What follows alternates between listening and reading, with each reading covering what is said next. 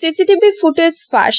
কোটি টাকার বিনিময়ে জামায়াতের সাথে প্রতারণা করে বিএনপির সাথে হাত মেলালেন চরমোনাই। নির্বাচনের ঠিক আগ মুহূর্তে দেশ জুড়ে তীব্র আলোড়ন সৃষ্টি করেছে একটি কথিত গোপন সিসিটিভি ফুটেজ। সামাজিক যোগাযোগ মাধ্যমে ছড়িয়ে পড়া ওই ফুটেজকে ঘিরে রাজনৈতিক অঙ্গনে শুরু হয়েছে ব্যাপক আলোচনা, বিতর্ক ও পারস্পরিক অভিযোগও কম নয়। ফুটেজে দেখা যায় একটি নিরিবিলি স্থানে রাতের আধারে কয়েকজন প্রভাবশালী রাজনৈতিক ব্যক্তির গোপন বৈঠক। দাবি করা হচ্ছে এই বৈঠকেই কোটি টাকার বিনিময়ে এক পক্ষের সাথে গোপন সমঝোতা করে আরেক পক্ষের সাথে সম্পর্ক ছেদ করা হয়। আলোচনার কেন্দ্রে উঠে এসেছে চরমোনাইয়ের নাম, যাদের বিরুদ্ধে অভিযোগ তারা নির্বাচনের আগে জামায়াতের সঙ্গে বিশ্বাস ভঙ্গ করে বিএনপির সাথে হাত মিলিয়েছে। ফুটেজে যে দৃশ্যগুলো দেখা যাচ্ছে বলে দাবি করা হচ্ছে, সেখানে একটি বেসরকারি ভবনের ভেতরে কয়েকজন ব্যক্তি প্রবেশ করছেন। সময় মধ্যরাতের পর। মুখ ঢাকার চেষ্টা, নিরাপত্তার কড়া ব্যবস্থা এবং আশেপাশে অস্বাভাবিক তৎপরতা অনেকের সন্দেহ আরো বাড়িয়ে দিয়েছে। ভিডিওতে স্পষ্টভাবে টাকা ভর্তি ব্যাগ আদান প্রদানের দৃশ্য দেখানো হয়েছে বলে সামাজিক যোগাযোগ মাধ্যমে প্রচার চালানো হচ্ছে। যদিও ফুটেজের সত্যতা এখনো যাচাই হয়নি, তবুও রাজনৈতিক অঙ্গনে এটি বিস্ফোরক প্রভাব ফেলেছে। জামায়াত সংশ্লিষ্ট একটি সূত্রের বরাতে দাবি করা হচ্ছে, নির্বাচনী সমঝোতার নামে চরমোনাইয়ের সাথে দীর্ঘদিন ধরে আলোচনা চলছিল। আসন বন্টন, যৌথ কর্মসূচি এবং ভোটের মাঠে পারস্পরিক সহযোগিতার বিষয়ে মৌখিক আশ্বাস দেওয়া হয়েছিল। কিন্তু হঠাৎ করেই চরমোনাইয়ের অবস্থান বদলে যায়। অভিযোগ উঠেছে, বিপুল অঙ্কের অর্থনৈতিক সুবিধা এবং ভবিষ্যৎ রাজনৈতিক নিরাপত্তার প্রতিশ্রুতির বিনিময়ে তিনি বিএনপির সাথে গোপন যোগাযোগ স্থাপন করে। ফাঁস হওয়া ভিডিওর আলোচনায় আরো দাবি করা হচ্ছে, ওই বৈঠকে নির্বাচনের কৌশল, একে অপরের বিরুদ্ধে নীরব থাকার চুক্তি এবং কিছু নির্দিষ্ট আসনে গোপন সমর্থনের বিষয়েও আলোচনায় আসে। রাজনৈতিক বিশ্লেষকদের একাংশ বলছেন, যদি এসব অভিযোগ সত্য হয়ে থাকে তাহলে এটি শুধু একটি দলের বিশ্বাসঘাতকতা নয়, বরং পুরো নির্বাচনী পরিবেশকে প্রশ্নবিদ্ধ করার মতো ঘটনা। এদিকে বিএনপির একটি অংশের নেতাদের নামও আলোচনায় এসেছে। যদিও দলটির পক্ষ থেকে আনুষ্ঠানিকভাবে এসব অভিযোগ অস্বীকার করা হয়েছে, তবুও ভেতরে ভেতরে অস্বস্তি স্পষ্ট। বিএনপির এক শীর্ষ নেতা নাম প্রকাশ না করার শর্তে বলেন, এই ধরনের ভিডিও ছড়িয়ে একটি পরিকল্পিত বিভ্রান্তি তৈরি করা হচ্ছে। নির্বাচনের আগে প্রতিপক্ষকে ঘায়েল করার পুরনো কৌশল এটি। তবে একই সঙ্গে তিনি এটাও স্বীকার করেন, রাজনীতিতে গোপন আলোচনা নতুন কিছু নয়, কিন্তু অভিযোগের মাত্রা এবার অনেক গুরুতর। রাজনৈতিক পর্যবেক্ষকদের মতে এই ঘটনার টাইমিং অত্যন্ত গুরুত্বপূর্ণ। নির্বাচন যত এগিয়ে আসছে ততই আস্থার সংকট বাড়ছে। একের পর এক ফাঁস, গোপন সমঝোতার অভিযোগ এবং ভিডিও ছড়িয়ে পড়া সাধারণ ভোটারদের মধ্যেও বিভ্রান্তি তৈরি করছে। কেউ কেউ মনে করছেন এসব ঘটনার পেছনে তৃতীয় কোনো শক্তির ইন্ধনও থাকতে পারে, যারা চায় পুরো প্রক্রিয়াকে প্রশ্নবিদ্ধ করতে। আইন শৃঙ্খলা বাহিনীর একটি সূত্র বলছে, তারা ফুটেজটির উৎস এবং সত্যতা যাচাইয়ের বিষয়টি নজরে রেখেছে।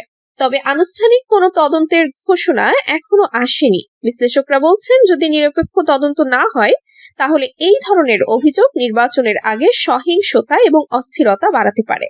সব মিলিয়ে গোপন সিসিটিভি ফুটেজকে কেন্দ্র করে যে বিতর্ক তৈরি হয়েছে তা কেবল একটি দলের ভাবমূর্তির প্রশ্ন নয়, এটি দেশের রাজনৈতিক সংস্কৃতি, নৈতিকতা এবং আসন্ন নির্বাচনের গ্রহণযোগ্যতার ওপর বড় ধরনের ছায়া ফেলছে।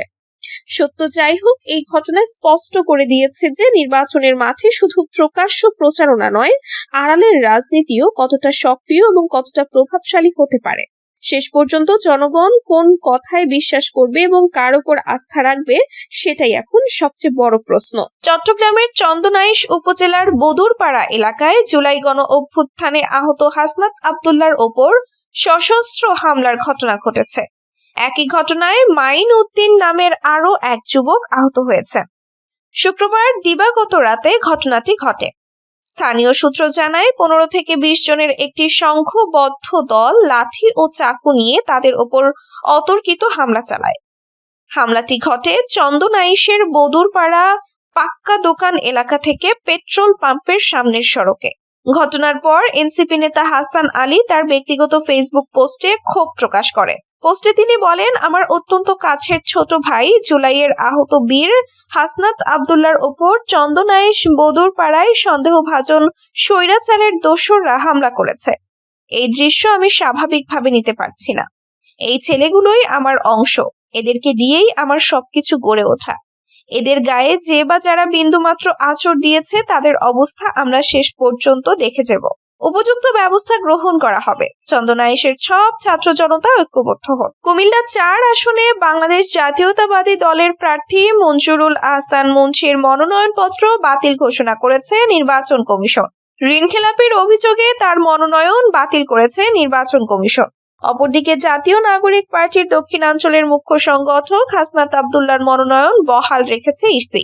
শনিবার বিকেল 4টায় রাজধানীর আগারগাঁওয়ে অবস্থিত নির্বাচন কমিশন ভবনের বেসমেন্ট 2-এর অডিটোরিয়ামে শুনানি শেষে এ ঘোষণা দেয় ইসি। এর আগে ঋণ খেলাপির অভিযোগ এনে মঞ্জুরুল আহসান মুন্সির মনোনয়নপত্র কেন বাতিল করা হবে না এজন্য ইসিতে আপিল করেছিলেন একই আসনে জাতীয় নাগরিক পার্টির প্রার্থী হাসনাত আব্দুল্লাহ।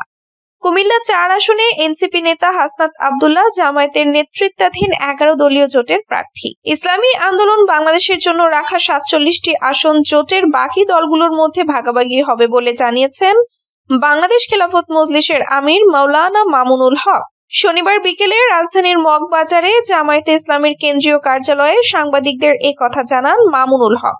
এর আগে তিনি জামায়াতের নায়েবে আমির সৈয়দ আব্দুল্লাহ মোহাম্মদ তাহেরের সঙ্গে দেখা করেন। মামুনুল হক জানান, শুরু থেকে যে প্রক্রিয়ায় আসন বন্টন হয়েছে, ইসলামী আন্দোলন না আসায় সমঝোতার ভিত্তিতে একই প্রক্রিয়ায় আসন বন্টন হবে।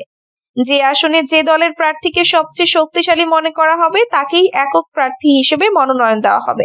মনোনয়নপত্র প্রত্যাহারের শেষ দিনের আগেই আসনগুলো বন্টন হয়ে যাওয়ার আশা প্রকাশ করে মামুনুল হক। বলেন, এরপর আসনগুলোতে যে দলের প্রার্থী থাকবেন তিনি ছাড়া বাকিরা মনোনয়নপত্র প্রত্যাহার করে নেবেন। সে সময় খেলাফত মজলিসের আমিরকে প্রশ্ন করা হয়, জোট থেকে ইসলামী আন্দোলনের বেরিয়ে যাওয়া নির্বাচনে কোনো প্রভাব ফেলবে কিনা। জবাবে মামুনুল হক বলেন, সম্মিলিতভাবে ঐক্যের প্রতি মানুষকে আহ্বান জানানো হয়েছিল। সেই অঙ্গীকার থেকে সরে যায়নি দলগুলো, তাই খুব বেশি প্রভাব পড়বে বলে মনে হয় না। সেই সঙ্গে এই মুহূর্তে ইসলামী আন্দোলনের সঙ্গে আসন সমঝোতার আর কোনো সুযোগ না থাকলেও রাজনৈতিক সমঝোতা হতে পারে বলে মন্তব্য করেন তিনি। বরিশাল 4 আসনে জাতীয় পার্টির মনোনীত প্রার্থী ও কেন্দ্রীয় নির্বাহী কমিটির সদস্য মোহাম্মদ মিজানুর রহমানের নেতৃত্বে হাজারো নেতাকর্মী বিএনপিতে যোগদান করেছেন। শনিবার দুপুর 12টার সময় একই আসনে বিএনপির মনোনীত প্রার্থী ও স্বেচ্ছাসেবক দলের সাধারণ সম্পাদক রাজীব আহসানের হাতে ফুল দিয়ে বিএনপিতে যোগ দেন তারা। উপজেলার বদরপুরে অবস্থিত রাজীব আহসানের বাড়ির আঙিনায় যোগদান অনুষ্ঠানের আয়োজন করা হয়। আনুষ্ঠানিকভাবে রাজীব আহসানের হাতে ফুল দিয়ে জাতীয় পার্টির নেতা কর্মীরা যোগদান করেন। এ সময় জাতীয় পার্টির মেহেন্দিগঞ্জ উপজেলা ও কাজিরহাট থানা কমিটি বিলুপ্ত ঘোষণা করা হয়। পরে জাতীয় পার্টির সকল নেতাকর্মীদের বরণ করে নেন বিএনপির প্রার্থী। বিএনপির প্রার্থী রাজীব আহসান বলেন, যারা যোগদান করেছেন তাদের এই যোগদান দলের জন্য শক্তি হিসেবে কাজ করবে। আপনারা বিভিন্ন দলের কর্মকাণ্ড দেখেছেন, এখন আবারও বিএনপির আদর্শ ও নীতিকে ভালোবেসে আমাদের সঙ্গে এসেছেন। পাশাপাশি আপনারা দেশনেত্রী বেগম খালেদা জিয়া ও তারেক রহমানের রাজনীতি ও কর্মকাণ্ড দেখে উৎসাহিত হয়েছেন। অতীতেও আপনারা আমাদের দেখেছেন এবং ভবিষ্যতেও দেখবেন। আপনারা আমাদের পরিবারের লোক হয়ে গেলেন। বাংলাদেশ জামায়াতে ইসলামীর সঙ্গে ভারতের একজন কূটনীতিকের বৈঠক নিয়ে সম্প্রতি আলোচনা শুরু হয়। এই বিষয়ে এবার আনুষ্ঠানিকভাবে নিজের অবস্থান জানিয়েছে ভারত। দেশটির পক্ষ থেকে বলা হয়েছে, এই ধরনের বৈঠককে নিয়মিত কূটনৈতিক যোগাযোগের অংশ হিসেবেই দেখা উচিত। শুক্রবার ভারতের পররাষ্ট্র মন্ত্রণালয়ের সাপ্তাহিক ব্রিফিং এ এই প্রসঙ্গে প্রশ্ন করা হয় মুখপাত্র রণধীর জয়সওয়ালকে।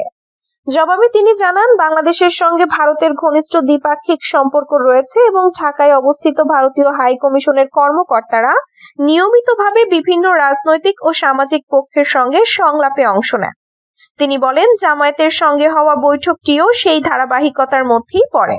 এর আগে বার্তা সংস্থা রয়টার্সকে দেওয়া এক সাক্ষাৎকারে জামায়াত আমির ডক্টর শফিকুর রহমান জানান, চলতি বছরের শুরুতে তিনি ভারতের একজন কূটনীতিকের সঙ্গে সাক্ষাৎ করেছিলেন। তিনি বলেন, অন্য দেশের কূটনীতিকেরা প্রকাশ্যে তার সঙ্গে সৌজন্য সাক্ষাৎ করলেও ওই ভারতীয় কর্মকর্তা বৈঠকটি গোপন রাখার অনুরোধ করেছিলেন। ডক্টর শফিকুর রহমান আরো বলেন, সম্পর্ক উন্নয়নের জন্য একে অপরের সঙ্গে খোলামেলা যোগাযোগ জরুরি এবং এক্ষেত্রে বিকল্প কোনো পথ নেই। এই মন্তব্য প্রকাশের পর ভারতের পররাষ্ট্র মন্ত্রণালয়ের প্রতিক্রিয়া জানতে চেয়েছিল রয়টার্স, তবে সে সময় কোনো উত্তর পাওয়া যায়নি। প্রায় 2 সপ্তাহ পর ভারতের পক্ষ থেকে বিষয়টি নিয়ে আনুষ্ঠানিকভাবে বক্তব্য এলো।